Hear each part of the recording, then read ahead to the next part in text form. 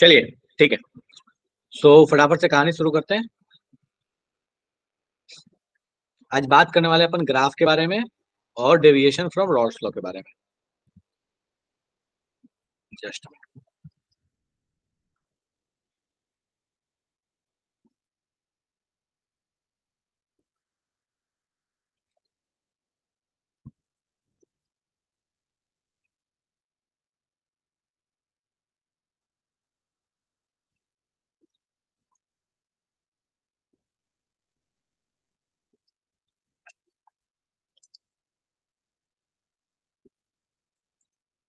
चलिए, सो एक एक करके बात करते हैं फटाफट से।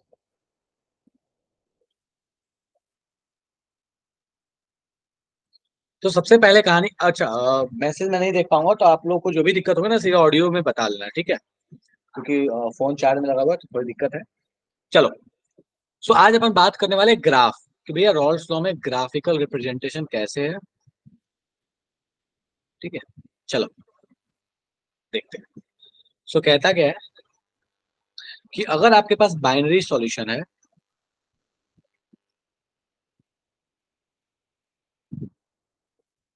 और आप चाहते हैं प्रेशर वर्सेस मोल फ्रैक्शन का ग्राफ प्लॉट करना। इस साइड में प्रेशर है, इस साइड में मोल फ्रैक्शन है। अब किसका मोल फ्रैक्शन लेना है तो मान लेते हैं कि हम बाइनरी सॉल्यूशन में ए और बी है, अपन ए को लेके चल लेते हैं, ठीक है? तो फर्स्टली मैं ए को ले लेता हूँ, एक्स ए। इक्वेशन में यहाँ लिखता हूँ। तो टोटल प्रेशर बराबर क्या होता है, X A into P naught A plus X B into P naught B. अब अपने पास कहानी क्या है कि जब अपने पास एक्स से जीरो होगा, ये जब जीरो होगा तो समय एक्स बी वन होगा, एक्स बी अपने पास वन होगा, तो इसका मतलब जो पीटी होगा वो किसके बराबर होगा, पी नॉट बी के बराबर होगा। मतलब एक बात तो हम समझ लिए कि जब यहाँ पे एक्स से जीरो रहा होगा, ये जीरो है, ये अपने पास वन है, तो कहता है जब एक्स से जीरो रहा होगा तो जो टोटल प्रेशर है ये पी नॉट बी के बराबर रहा होगा। नेक्स्ट थिंग, हमने एक और बात देखा था कि पीटी जो है ये लीनियरली वेरी करता है विथ मोल फ्रैक्शन, ये लास्ट क्लास में देख चुके थे। मैं मान लेता हूं, एक एजम्पशन ले लेता हूं कि पी नॉट ए जो है इसकी वैल्यू पी नॉट बी से बड़ी है। ऐसा जरूरी नहीं कि हो, कम भी हो सकता है, ऐसा कोई जरूरी थोड़ी है कि होगा, बट मैं मानता हूं होता है। चलो, अब अपन जरा इस पॉइंट पे बात करते हैं, इस पॉइंट पे क्या रहा होगा। तो इस पॉइंट पे कहानी ऐसी रही होगी कि जब एक्स से अपने पास जो है वो वन हुआ होगा तो ऑब्वियसली एक्स भी जीरो हो गया होगा, और एक्स से जब वन हुआ होगा तो पीटी जो है वो पी नॉट ए के बराबर हो गया होगा। मतलब एक बात जो हम ये समझ लिए कि जब एक्स से वन है तो यहाँ पे जो कहानी है that is P naught B, और यहाँ सॉरी पी नॉट ए, और ये मैं एजम्पशन ले लिया कि P naught A P naught B से बड़ा है। सो यहाँ पे चूंकि ये लीनियर वेरी करता है तो हम ये बना सकते हैं ग्राफ। स्लोप भी बड़े आराम से निकाल सकते हैं, इसमें कोई दिक्कत नहीं है, दोनों का डिफरेंस होगा। चलिए, अब अपने पास आई की कहानी क्या है। तो अपने पास आई की कहानी ये है कि अगर हम चाहें तो इस ग्राफ को ऐसे भी तो समझ सकते हैं ना कि एक्स ए के टर्म में अगर हम बात कर रहे हैं तो हम चाहें तो इसको एक्स बी के टर्म में इस साइड से देख सकते हैं। क्योंकि यहाँ पे एक्स ए जब जीरो हुआ होगा तो एक्स बी कितना हो गया होगा, सॉरी एक्स ए जब वन हुआ होगा तो एक्स बी हो गया होगा जीरो। तो एक्स से जब ऐसे वेरी करता होगा तो एक्स बी अपने पास ऐसे वेरी करता होगा, ठीक है? और उस समय एक्स बी यहाँ पे क्या रहा होगा, जीरो, और यहाँ पे एक्स बी कितना रहा होगा, वन। ठीक है, तो इस तरीके से हम चाहे तो ग्राफ प्लॉट कर सकते हैं। जस्ट मिनट, थोड़ा सा कॉल है, जस्ट।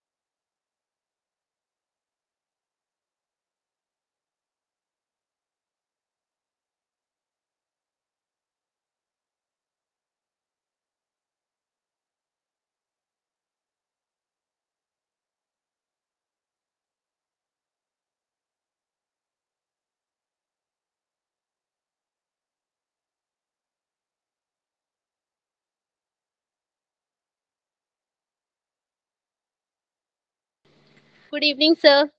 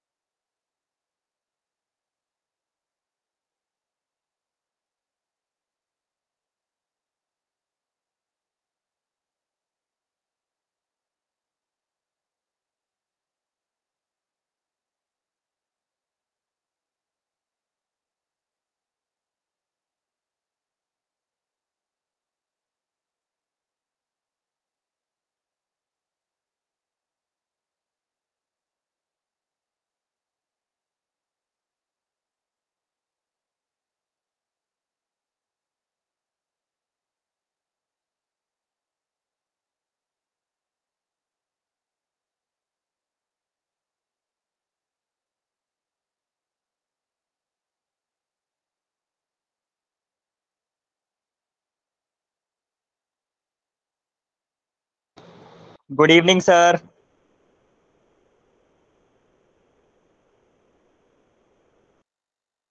हेलो।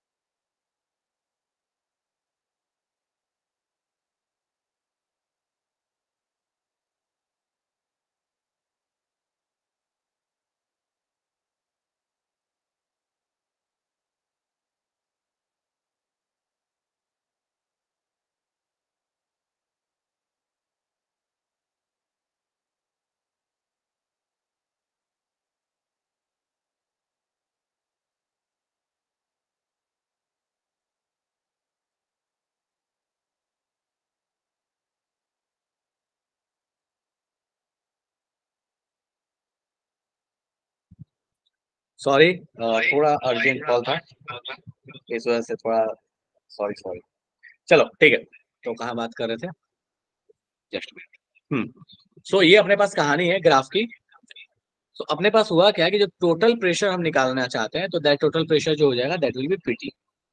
ठीक है, अब अगर हम चाहें ना तो इसमें दोनों जो अपने पास वेपर्स है दोनों का इंडिविजुअल प्रेशर भी कर सकते हैं। दैट इज ये अपने पास हो जाएगा this one and this one. ये जो लाइन है अपने पास, ये लाइन अपने पास ए के साथ बदल रहा है तो ये बेसिकली ए का वेपर प्रेशर है और दिस इज पीवी। और एक चीज जो हमें हमेशा ध्यान रखना वो ये है कि अगर किसी भी पॉइंट पे जो टोटल प्रेशर होता है that is PA plus PV. तो मान लीजिए कभी कोई क्वेश्चन आपको ऐसा मिल जाए जिस क्वेश्चन में मान लीजिए आपको ये हाइट दे दिया, ये हाइट दे दिया और ये आपको हाइट दे दिया, तो आपको समझ लेना है कि this is PA, this is PV. तो इसका मतलब ये जो पूरा हाइट होगा that is PA plus PV. तो बेसिकली आपको ये बस ध्यान रखना है ये जो आपके पास है दैट इज टोटल प्रेशर, ये है क्या, तो हर एक पॉइंट पे पीबी और पीए का सम है। ठीक है, तो ये आपके पास कहानी हो गया रॉल्स लॉ का कि भैया रॉल्स लॉ का ग्राफ कैसे प्लॉट होता है with respect to mole fraction. ठीक है, अब रियलिटी में होता क्या है, तो रियलिटी में ना जस्ट हाँ ठीक है, तो रियलिटी में क्या होता है कि जो अपने पास जो एक्चुअल जो मिक्सचर्स होते हैं ना वो रॉल्स लॉ को पूरी तरीके से मानते नहीं है, पूरी तरीके से इसको एक्सेप्ट नहीं करते। उसमें कहानी ऐसी है कि जो रियल मिक्सचर्स होते हैं वो रॉल्स लॉ से काफी डेविएट करते हैं, उनकी कहानी रॉल्स लॉ से बड़ी अलग होती है। तो अब कहानी है कि अगर रॉल्स लॉ से बहुत अलग होती है तो कैसी होती है, क्या होती है, जरा उसके बारे में हम बात करने वाले हैं। तो होता क्या है, अब जरा इस चीज को ना हम समझने का प्रयास करते हैं। तो देखो रॉल्स लॉ से डेविएशन के दो कहानी हो सकती है जनरली। क्या हो सकता है, सो एक तो हो सकता है कि भैया अपने पास मान लो दो तरह के पार्टिकल को हमने मिक्स किया। जैसे मान लो कि ए एक ए को मिक्स किया था, तो एक पार्टिकल ए था और एक पार्टिकल बी था। अब यहाँ पे क्या क्या चीजें हो सकती है, तो वो हो ये सकता है कि अपने पास जब हमने ए बी को मिक्स किया है तो होगा ये कि हो सकता है कि ए और बी को मिक्स करने के बाद जो बना उसमें फोर्स ऑफ अट्रैक्शन पहले जो ए और बी बी था उससे अलग हो।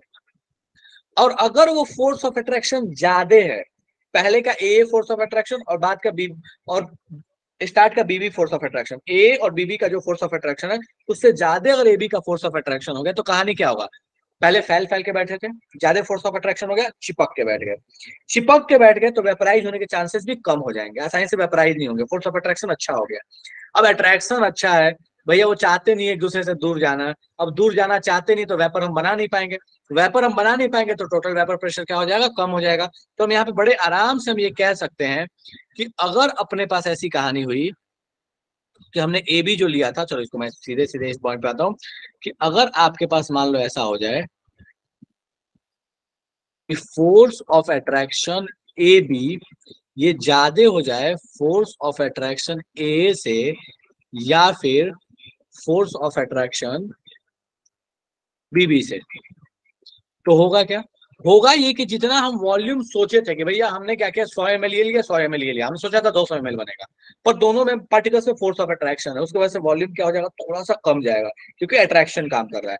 तो हम यहाँ पे बड़े आराम से कह सकते हैं कि भैया इस केस में वॉल्यूम जो है वो डिक्रीज होगा।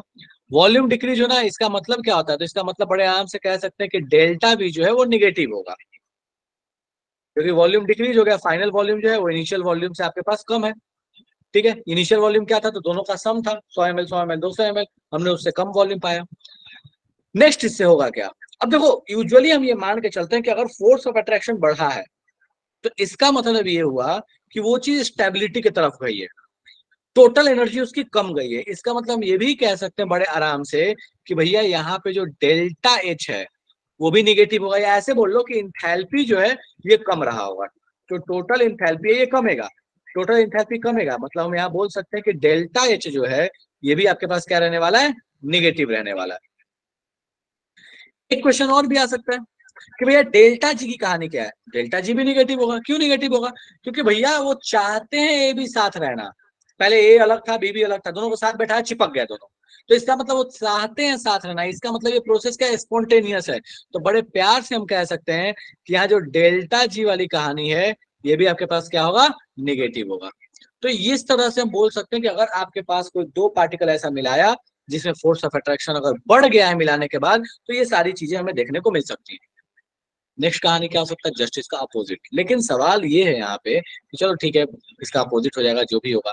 अब सवाल ये कि फोर्स ऑफ अट्रैक्शन बढ़ क्यों जाता है, घट क्यों जाता है, ये चीज जनरली जो कॉन्सेप्ट है उस चीज को जरा समझ लेते हैं, लिख नहीं रहा बस सुन लो। जनरली अगर आपके पास मान लीजिए ए कोई ऐसा पार्टिकल था जिसमें मान लो हाइड्रोजन बॉन्ड काम करता था, वीक था, बीबी में भी हाइड्रोजन बॉन्ड काम करता था लेकिन वीक था, लेकिन जैसे एबी को मिलाया तो एक ऐसा हाइड्रोजन बॉन्ड काम किया जो बहुत स्ट्रॉन्गर है। तो कोई भी जो नया फोर्स आ रहा है अगर वो पिछले वाले फोर्सेस से ज्यादा स्ट्रॉन्गर है तो ये कहानी आएगी। अगर कोई नया फोर्स आ रहा है जो पिछले वाले से कम स्ट्रॉन्गर है तो इसका मतलब वो बनाने के लिए माथे पे पिस्टल रख के बनाना पड़ा, वो चाहता नहीं था कि मिक्स हो जाए, हमने जबरदस्ती उसको मिक्स किया। तो जब जबरदस्ती हमने उसको मिक्स किया है, हमने फोर्सफुली उसको जब मिक्स किया है, तो हम यहाँ कह रहे हैं कि फोर्स ऑफ ए बी जो है ये लेस देन हो गया फोर्स ऑफ ए या फोर्स ऑफ बीबी से। एक दूसरा केस ये हो सकता है, होगा क्या, फाइनल वॉल्यूम बढ़ेगा। अब दोनों एक दूसरे को फुटी आंख देखना नहीं देखना चाहते तो 100 ml को मिलाया तो 200 के बजाय 210 ml बन गया।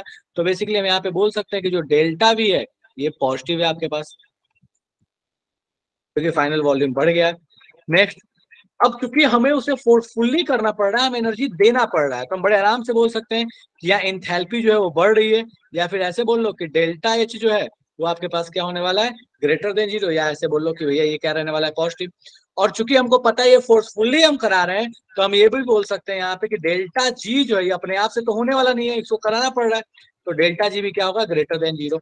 इंट्रोपी क्या होगा, देखो इंट्रोपी दोनों केस में आप प्योर लिक्विड को मिक्स कर रहे हैं, अगर मिक्सिंग कर रहे हैं तो आप रैंडमनेस को बढ़ा रहे हैं, रैंडमनेस को बढ़ा रहे हैं मतलब इंट्रोपी बढ़ रही है। तो इंट्रोपी में तो कोई दिक्कत ही नहीं है कि दोनों ही केस जो होगा उस केस में इंट्रोपी आपकी इंक्रीज हो रही होगी। तो ये आपके पास कहानी होगी, दो पॉसिबिलिटी है जो रॉल्स लॉ में अगर रियल कहानी रियल सॉल्यूशन देखे तो ऐसा होता है।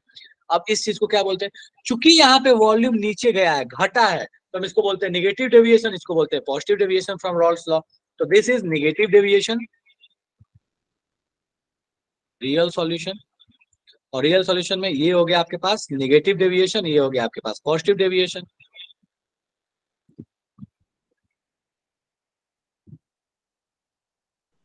Hello sir.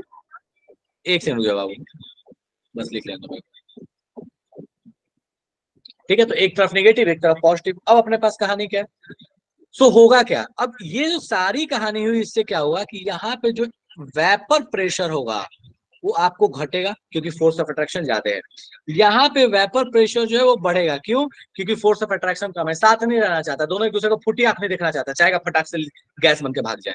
तो यहाँ जो अल्टीमेट वेपर प्रेशर आएगा वो हमारी उम्मीद से ज्यादा आएगा, यहाँ हमारी उम्मीद से कम आएगा। यही आपके पास कहानी है निगेटिव और पॉजिटिव डेविएशन की। अब मुझे बताओ फटाफट से, इसको जो डाउट है फटाफट से पूछते जाओ, बोलो बाबू।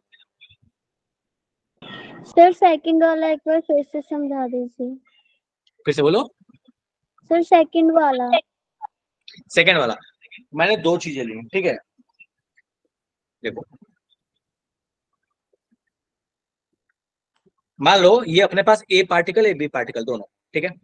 अब मान लो कि मैंने इनको जनरली ये दोनों ना एक दूसरे को हेट करते हैं ना प्यार करते हैं, ऐसे वाले कहानी, ना हेट है ना लव है, साथ में रख दिया, रह लिए, कोई दिक्कत नहीं है। तो ये रॉल्स लॉ से डेविएट नहीं हुआ, दोनों को साथ रखे और दोनों चिपक गए, तो चिपक गए तो वो इनको अलग करना मुश्किल है, मतलब गैस बनाना मुश्किल है, गैस बनाना मुश्किल है, मतलब यहाँ पे वेपर प्रेशर घट जाएगा, दैट इज नेगेटिव डेविएशन। सोचा था साथ रखे रहेंगे तो इतना वॉल्यूम लेगा, बट चिपक के तो बहुत कम वॉल्यूम ले रहा है। सेकेंड वाले केस में क्या होगा, दोनों को साथ रखा, दोनों एक दूसरे को देखना नहीं चाहता फुटिया, दोनों हम चाहते थे इतना वॉल्यूम ले रहा है बट ज्यादा वॉल्यूम ले रहा है, क्यों, क्योंकि दोनों एक दूसरे को एक तरीके से रिपल्सन दे रहा है, रिपल्सन दे रहा तो उम्मीद से ज्यादा वॉल्यूम रहेगा, देगा, ज्यादा वॉल्यूम लेगा, दोनों को मौका मिलेगा फटाक से गैस बन के उड़ जाएगा, दोनों को मौका मिलेगा तो देखेंगे कि भैया हम इधर जाए हम इधर जाए। मतलब यहाँ पे कहानी ये होगा कि हमको इनको बनाने के लिए माथे पे पिस्टल रखना पड़ा, कि फोर्स लगाए तब जाके साथ रहा, जैसे फोर्स हटा भाग गया। मतलब यहाँ पे इंथैल्पी जो हमें देना पड़ेगा, जो चेंज ऑफ रिएक्शन होगा वो इंथैल्पी देना पड़ेगा, मतलब हीट देना पड़ेगा ताकि ये साथ रह पाए। तो ये कहानी आपके पास है पॉजिटिव डेविएशन की। डन है क्या? Yes sir. चलेगा, चलो।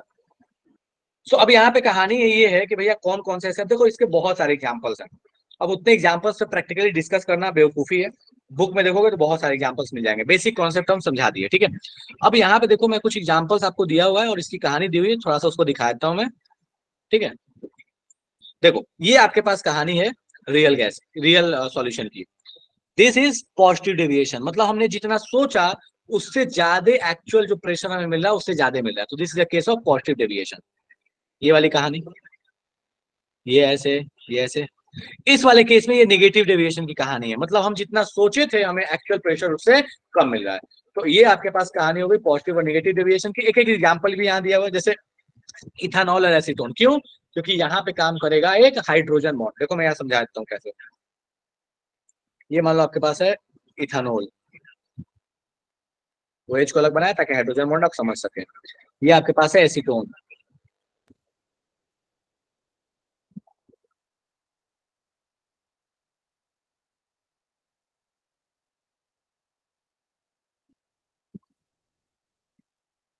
अब इन दोनों के बीच में हो गया कुछ कुछ। क्यों कुछ हुआ?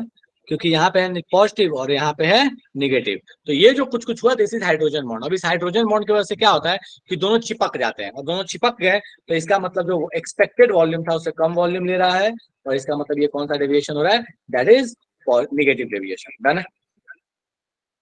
Sorry sorry sorry sorry, that is क्या ही बता दिया मैंने, मैं बता रहा था पॉजिटिव डेविएशन के बारे में, उल्टा ही बता दिया। रुक जाए 1 मिनट। ये इथानॉल और एसीटोन की कहानी उल्टा है थोड़ा सा, सुनो सुनो। इथानॉल और एसीटोन था ना, 1 सेकेंड। CH3 CH2OH। अब देखो यहाँ पे कहानी, CH3 COO CH3। पहले जब CH3 CH2OH था तो अलग कहानी थी। कहानी ये थी कि भैया इन दोनों के बीच में फोर्स ऑफ अट्रैक्शन काम कर रहा था। यहाँ पे काम करता था एक strong hydrogen bond, that is a bond. अब हुआ क्या कि जब तुम इसको एसीटोन के साथ में लेके आए तो यहाँ पे हाइड्रोजन बॉन्ड तो काम किया, लेकिन ये उतना स्ट्रॉन्गर नहीं है जितना इसका खुद के साथ स्ट्रॉन्गर चलता था।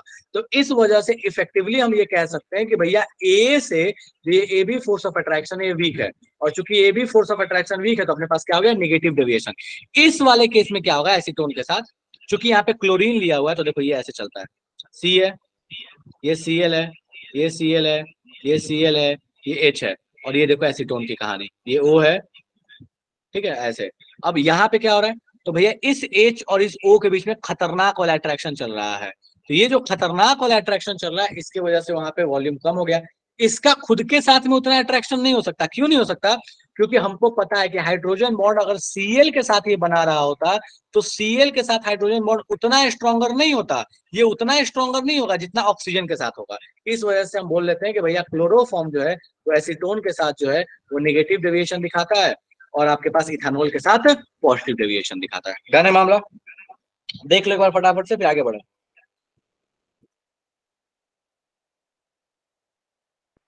इथानॉल डेल्टा जी के बारे में समझा दीजिए। डेल्टा जी, एक बात बताओ कि अगर मान लो मुझे दो लोगों को साथ रखना है और दोनों खुशी खुशी साथ रहने आने वाले हैं, तो क्या लगता है कुछ अलग से एक्स्ट्रा एफर्ट देना पड़ेगा क्या? No sir. तो इसका मतलब वहां पे हम बोल सकते हैं कि दैट इज स्पॉन्टेनियस प्रोसेस। मान लो दो लोग ऐसे हैं जो साथ रहना नहीं चाहते फिर भी हम जबरदस्ती उन लोगों को साथ लेके आ रहे हैं, तो वहां पे हमें क्या करना पड़ेगा? एक्स्ट्रा एफर्ट देना पड़ रहा है। एक्स्ट्रा एफर्ट देना पड़ रहा है मतलब अलग से हम वहां पे फोर्स लगा रहे हैं, अलग से वहां एफर्ट दे रहे हैं, तब जाके वो काम हो रहा है। मतलब स्पॉन्टेनियस नहीं है, दैट इज नॉन स्पॉन्टेनियस। चलेगा? Yes sir. ठीक है। एंट्रोपी तो दिक्कत ही नहीं है क्योंकि हर केस में मिक्सचर बन रहा है तो एंट्रोपी बढ़ेगा ही, बात खत्म। तो ये आपके पास कहानी है स्पॉन्टेनियस नॉन स्पॉन्टेनियस से related, ideal ideal situation, ideal non ideal, positive deviation negative deviation. ठीक है, चलो जरा सा क्वेश्चन देखते हैं फटाफट से पीवाईक्यू से।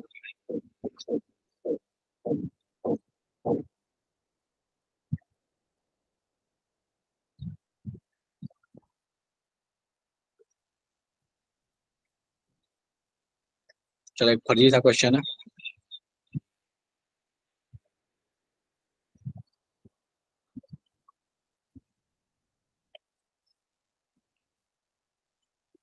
बोलता है बताइए कौन सा आइडियल सॉल्यूशन के लिए सही नहीं है? क्या नहीं हो सकता?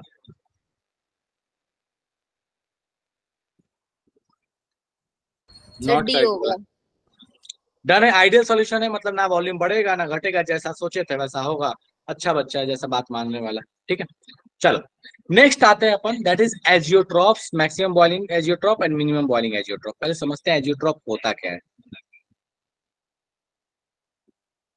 देखो एजियोट्रॉप का मतलब है कि आपने क्या किया, आपने एक मिक्सचर लिया AB का, ठीक है, और इस ए बी के मिक्सचर में हुआ ये कि मान लीजिए आपके पास ए और बी का मिक्सचर लिया, इसमें mole fraction of A X A है, mole fraction of B X B है, और आपने इसको किया वेपराइज। आपने वेपराइज किया तो आपको पता है कि भैया वेपर में क्या होता है, तो इनका मोल फ्रैक्शन हो जाता है वाई ए और वाई बी, इन दोनों का वाई ए वाई बी।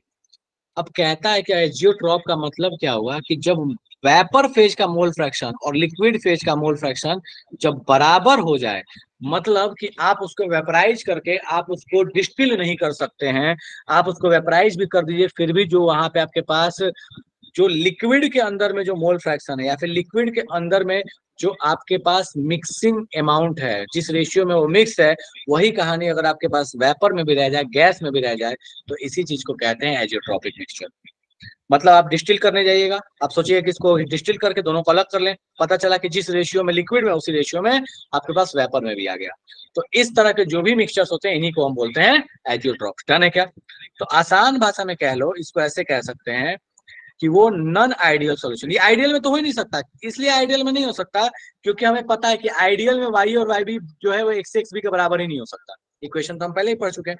तो ये जब भी हो सकता है तो नॉन आइडियल में हो सकता है। तो non ideal solution having same composition, same composition हो जाए, जो उसका लिक्विड में है वही उसका गैस में हो जाए या वेपर में हो जाए, composition in liquid as well as vapour. बोलता है कि लिक्विड और वेपर में अगर सेम कंपोजिशन हो गया तो इस तरह के मिक्सचर को हम बोलते हैं एजियोट्रॉपिक मिक्सचर। चलेगा क्या? फटाफट से मुझे बता दो, एजियोट्रॉप समझ में आया नहीं आया, क्या चीज होता है ये? बाकी मैक्सिमम बॉइलिंग मिनिमम बॉइलिंग अभी बात करेंगे, लेकिन ये बताओ जल्दी से, जान है ये? यस चलो सर। ठीक है। तो अब अपने पास कहानी क्या, मैं लिख नहीं रहा, मैं सीधे सीधे इसको दे दे रहा हूँ आपको, ये देख लो। मैं इसको समझा दूंगा ये क्या कहता है। तो ये कहता क्या है? ये कहता है, इसको बड़ा कर दो। तो एजियोट्रॉप जो दो तरह के हो सकते हैं, minimum boiling azeotrope, maximum boiling azeotrope. कहता है कि अगर बहुत बड़ा पॉजिटिव डेविएशन दिखाने की वजह से ये एजियोट्रॉप बन रहा है तो बोलेंगे कि that is a minimum boiling azeotrope, और बहुत बड़ा अगर निगेटिव डेविएशन दिखाने की वजह से बन रहा है तो इसको बोलते हैं मैक्सिमम बॉइलिंग एजियोट्रॉप। यही कहानी है आपके पास मिनिमम और मैक्सिमम बॉइलिंग एजियोट्रॉप का। ठीक है, जो फेमस एग्जांपल है दैट इज इथानॉल का वाटर के साथ, और यहाँ पे आपके पास है नाइट्रिक एसिड का वाटर के साथ। ये एक फेमस एग्जांपल है एजियोट्रॉप का, मिनिमम बॉइलिंग और मैक्सिमम बॉइलिंग एजियोट्रॉप का। ठीक है, तो बस इसको ध्यान रखना, ये होते क्या है, कैसे इनको बनाया जाता है, और इनका फीचर क्या है, इनकी खासियत क्या है।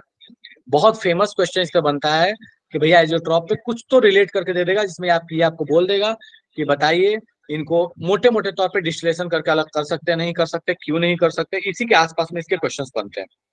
बाकी और कोई खास क्वेश्चन बनता नहीं है। ठीक है, तो ये आपके पास है कहानी एजियोट्रॉप का। यहां तक डन है? चलेगा? यस चलो सर। ठीक है, बढ़िया। तो अब अपन बात करने वाले हैं कॉलिगेटिव प्रॉपर्टीज की, कि कॉलिगेटिव प्रॉपर्टीज क्या होता है। एक्चुअली कॉल जो था वो थोड़ा सा अर्जेंट था, मुझे जाना है कहीं, तो मैं थोड़ा सा कॉलिगेटिव प्रॉपर्टी बता देता हूँ क्या होता है, उसके बाद अपन देखेंगे। ठीक है, तो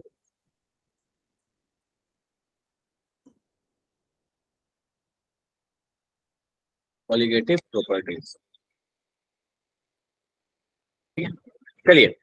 तो कॉलिगेटिव प्रॉपर्टीज का मतलब क्या होता है? देखो, कॉलिगेटिव प्रॉपर्टी का मतलब वो प्रॉपर्टी जो नंबर ऑफ, ध्यान से सुनिएगा, जो number of non volatile solute particle के ऊपर डिपेंड करे। कोई भी ऐसी प्रॉपर्टी जो number of non volatile solute particle के ऊपर डिपेंड करता है। जैसे जैसे अपने पास जो सबसे फेमस और सबसे अधिक क्वेश्चन इसी टॉपिक से पूछे जाते हैं एग्जाम में, अभी तक वालों से बहुत कम क्वेश्चन पूछा गया, सबसे फेमस टॉपिक यही है।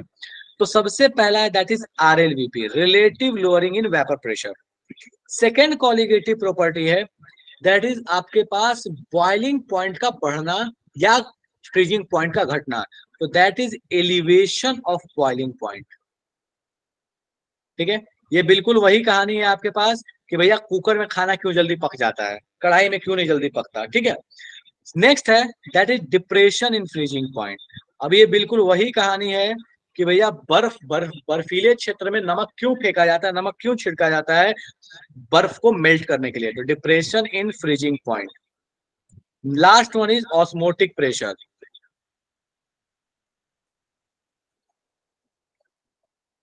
ठीक है। तो ये होते क्या है, RLVP, elevation in boiling point, depression in freezing point, osmotic pressure, सब पे एक एक करके बात करते चलेंगे। ठीक है, सबसे पहले हम बात करेंगे RLVP की, तो भैया RLVP है क्या? RLVP, देखो RLVP का मतलब क्या था। इसका मतलब ये है कि मैंने एक सॉल्वेंट लिया, प्योर सॉल्वेंट लिया, उसका कुछ वेपर प्रेशर है, मैंने उसमें कुछ सॉल्यूट डाल दिया, वैसा सॉल्यूट जो कि नॉन वोलेटाइल था।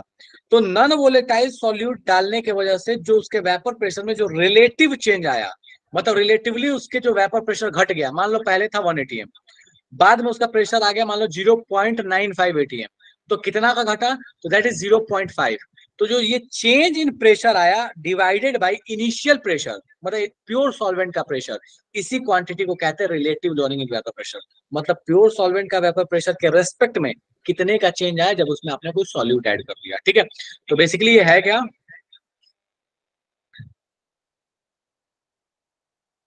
Change in vapour pressure of solvent by addition of non volatile solute.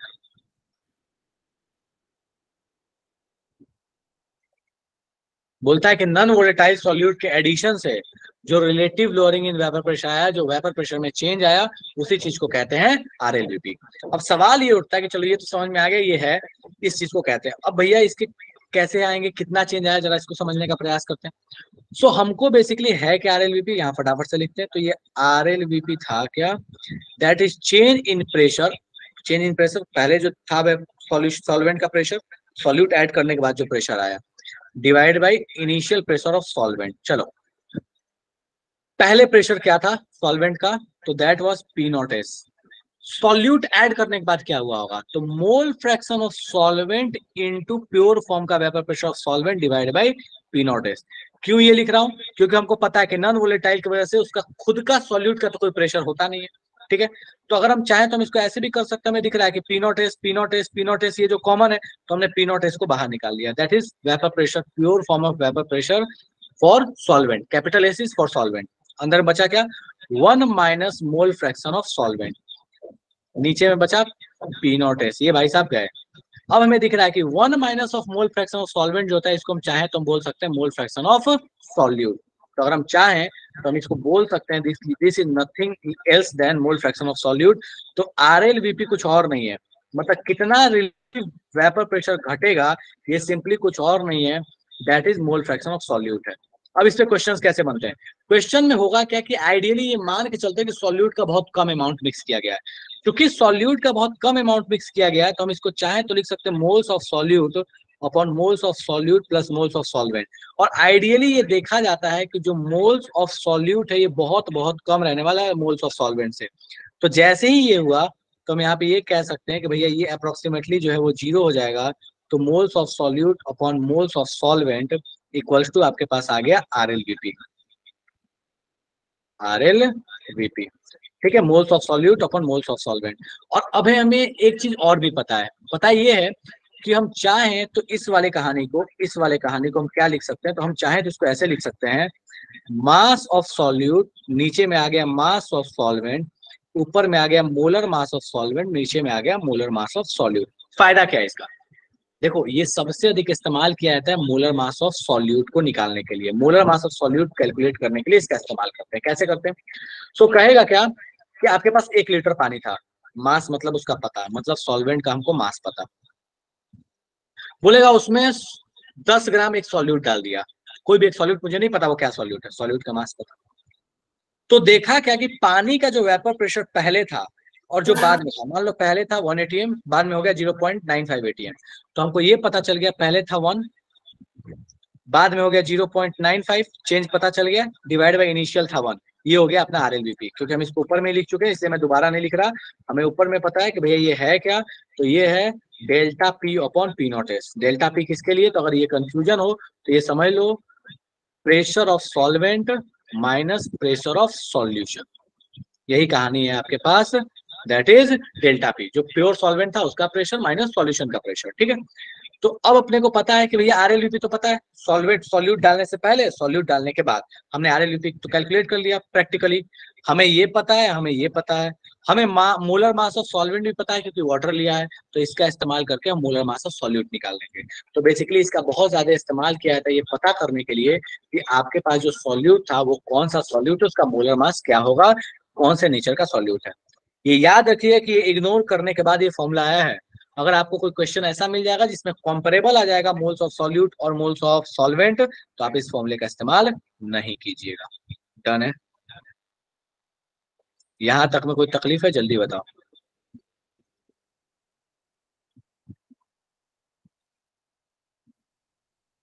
नहीं है यहां तक में कोई तकलीफ?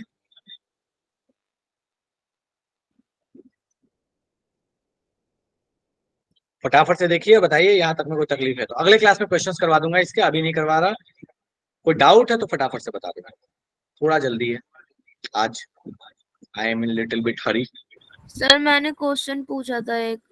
बोलो बोलो जल्दी बोलो, क्वेश्चन बोलो। सर वो टेस्ट में आया था सर, वो मैंने ग्रुप में भेजा है। बेटा मुझे पर्सनली भेज देना, मुझे ढूंढना पड़ेगा। सर अभी अभी दोबारा से भेज दूं? अब मुझे भेजो, अभी जल्दी भेजो, मुझे ही भेजो, पर्सनली मुझे भेज दो, ठीक है? मुझे ढूंढना पड़ेगा बहुत सारे। पर्सनली कैसे भेजूं सर? मैंने अच्छा मुझे बता कौन से ग्रुप में डाली है, जल्दी बता बेटा मुझे। सर ये ड्रॉपर डाउट डिस्कशन वाला जो है सर, मैंने अभी दोबारा से भेजा है। हाँ ठीक है, उसी ग्रुप में दोबारा से कर दो, टैग कर दो, मैं देख लेता हूँ। अभी जो टैग किया 739, हाँ अभी जो टैग किया ही ना, ठीक है देख रहा हूँ। ओके ओके, तो अपने पास क्वेश्चन दिया है कि 1 मोल ऑफ अमोनिया है, कंप्लीटली एब्जॉर्ब हुआ 1 लीटर सॉल्यूशन में, 1 m HCl, 1 m इतना, 1 m इतना, the decreasing order of the pH of the resulting solution Kb of ammonia आपको दिया हुआ है, ठीक है? Yes sir. चलो तो अपने से बोलता, अब मुझे एक बात बता बेटा कि अगर तूने 1 मोल अमोनिया, इसको जस्ट मिनट, तो अगर अपने को बोल दिया कि भैया आपने 1 मोल अमोनिया डाला है 1 लीटर सॉल्यूशन में, HCl था, तुम सोचो अगर HCl लेंगे उसमें अमोनिया जाएगा तो क्या बनाएगा? अमोनियम क्लोराइड बनाएगा जो कि एक सॉल्ट होगा। Yes sir. सॉल्ट का पीएच क्या होगा? तो वो एसिडिक सॉल्ट होगा, तो उसका पीएच 7 से कम। यस सर, एसिडिक होगा। एसिडिक सॉल्ट होगा। सेकंड जो है वो एक वीक एसिड है, वीक एसिड में तो अमोनिया डालेगी तो क्या बनेगा? वीक एसिड का सॉल्ट बनेगा। और चूंकि तुम्हारे पास क्या 1 मोल डाले हो और 1 मोल डाले हो और जो एसिड भी है ये भी 1 मोलर है और 1 लीटर है, मतलब जो सॉल्ट बनेगा वो तुम सोच के देखो, तो एक वीक एसिड है और वीक बेस है, मतलब जो भी सॉल्ट बनेगा वो इस बात की संभावना ज्यादा है कि थोड़ा सा वो बेसिक साइड में होगा, या फिर नहीं भी होगा अगर बेसिक साइड में तो ये तो हाँ न्यूट्रल साइड में होगा, मतलब 7 के आसपास होगा, या तो थोड़ा कम या तो थोड़ा ज्यादा, यही हो सकता है। Yes sir. नेक्स्ट अपने पास क्या है? H2SO4 है। अब तुम मुझे एक बात बताओ कि अगर H2SO4 तुमने ले लिया तो तुम सोच के देखो कि तुमने अमोनिया डाला तो पहले तो वो सारा का सारा H+ अमोनिया को तो खा जाएगा, स्ट्रॉन्ग एसिड है तो, और देखो तो उसमें 2 H+ को दे सकता है ना, तो वो तो एक H+ तो दे दिया अमोनिया को निपटाने में, और उसके बाद भी उसके पास खुद का और H+ बचा हुआ है, मतलब उसका एसिडिक नेचर अभी भी क्या है? बहुत ज्यादा है, बहुत ज्यादा है। ठीक। अब तुमसे क्वेश्चन क्या पूछा है? Decreasing order of pH. सबसे अधिक पीएच कब? जब वीक के साथ रिएक्ट किया। Yes sir. उसके बाद क्या? HCl के साथ रिएक्ट किया तो कम से कम HCl का तो एक भी H+ नहीं बचा हुआ है। Yes sir. और उसके बाद क्या? सबसे अधिक एसिडिक कौन होगा? H2SO4, क्योंकि इसके पास खुद का भी HSO4 वाला समझ में आ गया सर। मैंने इसका सॉल्यूशन देखा था ना, उनने 3 अलग अलग फॉर्मूला लगाए थे तीनों के केस में। तो क्या तेल लेना है, मेरे को से मतलब नहीं, मैंने तेरे को जो बताया वो बात समझ में आ गया। यस सर, अब समझ में आ गया सर। एक और ये वाला क्वेश्चन है, ये लास्ट है, ये वाला भी एक बार बता दो, इसमें दोनों प्रेसिपिटेट देख लेता हूँ। ओके, H2S को पास किया है इन 1 सेंटीमीटर क्यूब ऑफ सॉल्यूशन, मतलब 1 ml लिया है, 0.1 Zn+2 है, 0.01 Cu+2 है, till the sulphide ion concentration reach 8.1 10⁻19 मोल पर लीटर, ठीक है? Which of the following statement is true? तो देखो तुमको दिया हुआ है Zn+2 0.1 और सल्फाइड आयन दिया हुआ है 8.1 10⁻19। Zn से टूटा होगा तो 0.1 और तुम्हारे पास है 8.1 10⁻19, तो 0.1 इंटू 8.1 इंटू 10⁻19 करेगी तो ये आ जाएगा तुम्हारे पास 8.1 इंटू 10⁻20 -20, ठीक है? तो ये -20 अच्छा ZNS का क्या दिया है KSP मुझे दिख रहा है -22 है ना? -22 उससे ज्यादा है, मतलब कि Yes, तुम्हारे पास exactly. प्रेसिपिटेशन तो होगा। यस डन है। सर, दूसरा दूसरा वाला वाला तो नहीं होगा ना सर, उसका तो बहुत कम आ रहा है ना शायद। कहाँ कम आ रहा है बेटा, तू मुझे बताना। 0.01 है, मतलब 10 का पावर -2 है और 10 का पावर -19, तो ये भी हो गया तुम्हारे पास 10 का पावर -21। और बेटा अच्छा इसमें देखना ये 10 का पावर -36 दिया, इससे तो और ज्यादा है कॉपर, तो और ज्यादा प्रेसिपिटेशन होगा। अच्छा सर, ठीक है सर। पता नहीं क्यों मेरे को उस वक्त लग रहा था कि वो कम है, तो उससे। कोई बात नहीं, ठीक है, ओके होता सर, है। थैंक यू और सर। कोई भी? ओके, सर आप वेलकम। सब और कोई? बताएं। ठीक है, बढ़िया। और कोई डाउट है किसी को? थोड़ा जल्दी में मैंने आज हो सकता है थोड़ा ये बता दिया, मैं अगले क्लास में थोड़ा रिवाइज भी करा दूंगा। और किसी को डाउट है फटाफट से बताओ। चलो ठीक है, ठीक है, तो अभी सवाल यहीं पे, हाँ बोलो, कुछ बोल रहे हो? नहीं है, चलिए ठीक है, तो अभी की सभा यही विराम लगाते हैं, अगले क्लास में फिर आगे कहानी कंटिन्यू करेंगे। ठीक है, चलो बाय बाय।